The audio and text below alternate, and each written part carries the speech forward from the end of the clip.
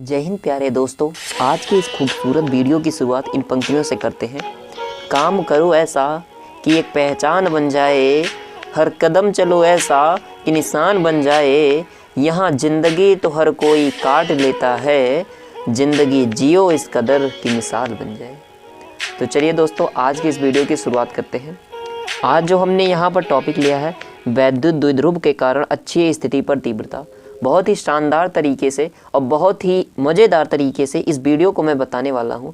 दिल से कहता हूँ, अगर एक बार बस 5 मिनट आपने ये वीडियो देख लिया, गारंटी के साथ कहता हूँ पूरे यूट्यूब पर इससे आसान वीडियो नहीं मिलेगा।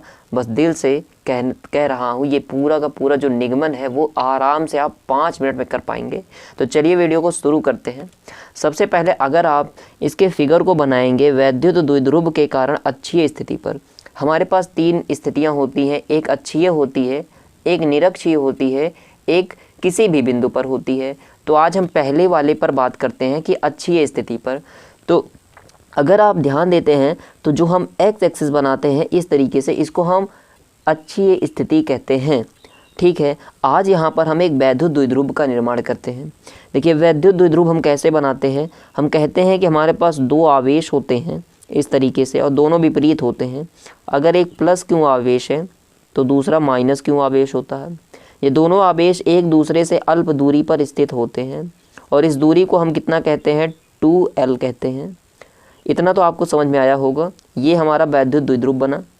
हम कहते हैं कि इनका जो मध्य बिंदु है उसका नाम हम O रख देते हैं।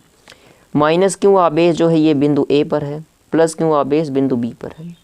फिर हम कहते हैं कि इसके मध्य बिंदु से स्मॉल r दूरी पर एक बिंदु P लीजिए, यहीं पर हम वैद्युत क्षेत्र की तीव्रता निकालने वाले हैं। चलिए, हम इसके मध्य बिंदु O से स्मॉल r दूरी पर एक बिंदु P ले लेते हैं, कुछ इस तरीके से। तो यहाँ से यहाँ तक की जो दूरी होने वाली है दोस्तों, वो स्मॉल r होने वाली है। इस कदर हम यहाँ से इसको डॉट डॉट करके मिला देते हैं। अब हमें क्या करना होगा, अब हम इस वैद्युत द्विध्रुव की वजह से अक्षीय स्थिति पर तीव्रता निकालना चाहते हैं। हम जहाँ भी वैद्युत क्षेत्र की तीव्रता निकालते हैं इस पॉइंट पर, यहाँ पर, तो यहाँ पर हम एक धन परीक्षण आवेश की कल्पना करते हैं, जिसे हम प्लस क्यू नॉट कहते हैं। तो धन परीक्षण आवेश को अगर हम मानते हैं तो देखिए, ये प्लस है और ये प्लस है, तो ये एक दूसरे को रिपल करेगा, तो एक तीव्रता जाएगी बाहर की तरफ। दूसरा, ये माइनस में है और यहाँ पर ये वाला जो है धन परीक्षण आवेश ये प्लस में है, तो यहाँ पर एक तीव्रता आएगी अंदर की ओर। यानी बिंदु P पर हमको 2 तीव्रताएं मिलती हैं, एक का नाम E1 और एक का नाम हम E2 रख देते हैं। E1 E2 क्यों रखा है, क्योंकि एक चार्ज प्लस है और दूसरा माइनस में है। इतना अगर आपको समझ में आ गया है तो समझ लीजिए आप पूरा निगमन कर लेंगे आराम से। और यहाँ पर हम बात याद रखते हैं कि ये जो प्लस क्यू वाला चार्ज है ये बिंदु P से कितनी दूरी पर होगा। देखिए, टोटल जो दूरी है इसकी स्मॉल r है, और ये जो Q की जो दूरी है यहाँ से यहाँ तक की, देखिए अगर ये टोटल हम इसने 2L माना है, तो इसको जब हम बीच से काट देंगे तो ये आधा आधा कितना हो जाएगा, हाँ सही कहा आपने, L हो जाएगा। तो यहाँ इतना L और यहाँ भी इतना L हो जाएगा। इस तरीके से हमारे पास ये दूरी भी आ जाती है। अगर हम प्लस क्यू की आवेश को P से मिलाना चाहते हैं तो हमको ये पूरे R में से इस L को माइनस करना पड़ेगा। देखिए ना, ये पूरा R है, उस R में से इस L को निकाल देते हैं। अगर ये L निकल गया, इस R में से ये L निकल गया, तो हमको यहाँ से लेकर के यहाँ तक की दूरी मिल गई।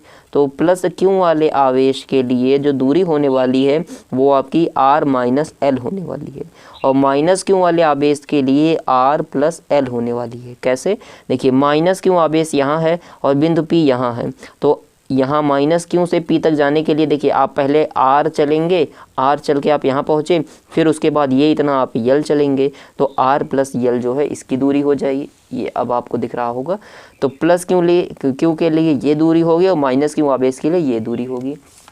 तो दोस्तों, जितना मैंने आपको बताया है पहले हम लिख लेते हैं। तो सबसे पहले आप क्या लिखेंगे, माना एक वैद्युत द्विध्रुव AB है, K परावैद्युतांक वाले माध्यम में रखा है, जिसके मध्य बिंदु O से अक्षीय स्थिति पर स्मॉल r दूरी पर एक बिंदु P लिया है। हमें जिस पर वैद्युत क्षेत्र की तीव्रता ज्ञात करनी थी। अब हम कहते हैं कि माना प्लस क्यू तथा माइनस क्यू आवेश की वजह से तीव्रता क्रमशः E1 व E2 है। तो हमने जैसा पढ़ रखा है फार्मूले को, यहाँ पर हम तीव्रताओं को लिखते हैं। तो E1 तीव्रता को हम कैसे लिखते हैं, E1 बराबर होगा 1/4 पाई एप्सिलॉन नॉट के गुणे में एक आवेश, वो भी ये वाला जो हमने धन परीक्षण आवेश माना था, और उस दूरी प्लस क्यू आवेश जो ये है, इसके लिए दूरी का वर्ग करना है। तो दोस्तों यहाँ पर हम इसको प्लस आवेश कर देते हैं, और प्लस आवेश के लिए दूरी हमने r-l करी थी और दूरी का स्क्वायर कर देते हैं। यहाँ फिर से देख लीजिएगा आप, प्लस वाले आवेश के लिए दूरी r-l है और माइनस वाले आवेश के लिए दूरी r+l है। तो इस तरीके से हम एक समीकरण को लिख पाते हैं, इसका नाम देते हैं हम 1। इसी तरीके से हम दूसरे के लिए तीव्रता निकालते हैं, E2 1/4 पाई एप्सिलॉन नॉट के होगा। जो ये E1 है ये प्लस क्यू चार्ज के लिए तीव्रता है, और जो ये E2 है ये माइनस क्यू चार्ज के लिए तीव्रता है, और माइनस के लिए जो दूरी थी वो ये यहाँ पर हमको जोड़ कर निकालना था। तो इस तरीके से समीकरण 1 और 2 आते हैं। तो दोस्तों अब हम लिखते हैं कि बिंदु P पर परिणामी तीव्रता कैसे निकालेंगे। तो बिंदु P पर जो परिणामी तीव्रता E होगी वो E1 माइनस E2 के बराबर होगी। देखिए जो दोनों तीव्रताएं हैं वो एक ही अक्ष पर है, परंतु विपरीत दिशाओं में है, इसलिए हम इसको घटा देंगे और ज़्यादा में से कम को घटाएंगे। अब यहाँ सवाल आता है कि E1 कैसे पता चला ये ज़्यादा है और E2 कम है। देखिए अगर ध्यान से आप इस सूत्र को देखते हैं तो यहाँ पर देखिए सब कुछ तो एक जैसा है, लेकिन r-l ये जो दूरी थी फिगर में, ये क्या थी, ये कम थी। जो कम दूरी होगी तो ये तीव्रता ज़्यादा होगी, और r+l ये दूरी जो है ज़्यादा थी, और दूरी ज़्यादा होगी तो ये तीव्रता हो जाएगी कम, इसलिए E2 हो गया कम और E1 हो गया ज़्यादा। तो प्यारे दोस्तों हम यहाँ पर E1 और E2 की वैल्यू को पुट कर देते हैं। यहाँ ध्यान दीजिएगा ये जो हमने लिखा ये परिमाण है, यानी कि दिशा नहीं है, तो यहाँ पर प्लस और माइनस लगाने का कोई मतलब नहीं है। ये प्लस यहाँ पर दिशा बता रहा है और ये माइनस भी यहाँ पर दिशा बता रहा है। अब इसको हम लोग सॉल्व करते हैं। तो प्यारे दोस्तों इसके ऊपर वाले स्टेप में हमने जो लिखा था उसमें से Q/4 पाई एप्सिलॉन नॉट के को हमने कॉमन ले लिया। अब कॉमन लेने के बाद इस ब्रैकेट में जो कुछ भी बचा है इसको हम हल करते हैं। तो चलिए इसको हल करते हैं। ये हो जाएगा 4 पाई एप्सिलॉन नॉट के, यहाँ पर देखिए इसका गुणा करा देते हैं तिरछा, तो ये हो जाएगा r+l है ना, इसका स्क्वायर करते हैं तो r² प्लस में l² प्लस में 2rl माइनस में, अब हम इसको ब्रैकेट लगा करके खोलते हैं r-l का स्क्वायर यानी a - b का स्क्वायर, तो a² प्लस में b² माइनस में 2rl इस तरीके से, और नीचे क्या हो जाएगा हमारा r-l का स्क्वायर और यहाँ हो जाएगा r+l का स्क्वायर। इस तरीके से अगली लाइन में हम लिखते हैं Q/4 पाई एप्सिलॉन नॉट के, और इस तरीके से ये हो जाएगा हमारे पास r² प्लस में l² प्लस में 2rl माइनस में r² माइनस में l² प्लस में 2rl, और नीचे जो होगा ये हमारे पास एक सूत्र बनता है, एक ब्रैकेट में a - b एक ब्रैकेट में a+b, तो हम इसको लिख सकते हैं a² माइनस में b², और दोनों के बाहर जो ये स्क्वायर था हमने इसको ऐसे लिख दिया। तो प्यारे दोस्तों इसको आप इस तरीके से तुलना करके देख लीजिए, a - b था और ये a+b था, बराबर में a² माइनस में b², तो a की जगह r था तो r² माइनस में b की जगह 2 था 2², और इन दोनों के ऊपर स्क्वायर लगा था इसलिए हमने इसको बाहर में स्क्वायर लिख दिया।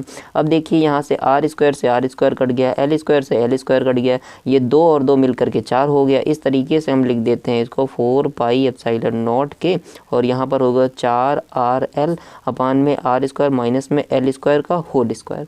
आगे हम क्या कहते हैं, हम इसको दूसरे तरीके से भी लिख सकते हैं। ये हम लिख सकते हैं Q/4 पाई एप्सिलॉन नॉट के, और इसको हम लिख सकते हैं 2r इंटू में 2l, 2 दूना 4 rl, इसी तरीके से हो जाएगा, और r² माइनस में l² का होल स्क्वायर। अब देखिए हम जानते हैं कि अगर 2ql हो जाए, 2 और ये q और ये l, तो यहाँ पर हम लिखते हैं कि 2ql ये अपान में 4 पाई एप्सिलॉन नॉट के इंटू में, यहाँ पर देखिएगा आप ये बचा है 2r अपान में r² माइनस में l²। ठीक, इसका पूरे का स्क्वायर। हमने क्या किया, इस q को और इस 2l को पास कर लिया, तो ये हो गया हमारे पास 2l क्यों, और ये जो 2r बचा था यहाँ पर है। और इस तरीके से हमने ऐसा क्यों किया, क्योंकि हम जानते हैं कि स्मॉल p जो होता है वो 2ql के बराबर होता है। ये क्या है, वैद्युत द्विध्रुव आघूर्ण। तो इस तरीके से हम इसकी जगह पर रख सकते हैं स्मॉल p अपान में 4 पाई एप्सिलॉन नॉट के इंटू में 2r अपान में अब यहाँ पर हम क्या करते हैं, हम कहते हैं कि चूंकि जो L है वो बहुत ही छोटा है किसकी, R की तुलना में, इसलिए L को हम लगभग शून्य मान लेते हैं। अगर L जो है 0 हो जाएगा तो यहाँ क्या बचा, सिर्फ R स्क्वायर। तो R स्क्वायर और ये बाहर से स्क्वायर, तो 2 दूना 4, घात पे घात लगी हो तो उनका गुणा हो जाता है, तो ये R की घाते 4 हो जाएगी। अब यहाँ से देखिएगा, एक R और यहाँ से एक R कट गया, तो हमारे पास क्या बचता है, 1, यहाँ देखिएगा आप लोग, 1/4 पाई एप्सिलॉन नॉट के इंटू में, यहाँ पर हम लिख सकते हैं 2p/r³ न्यूटन प्रति कूलाम, और यही आपकी तीव्रता होगी। अगर वीडियो अच्छा लगा हो तो चैनल को लाइक सब्सक्राइब करिएगा। मिलते हैं नेक्स्ट वीडियो में।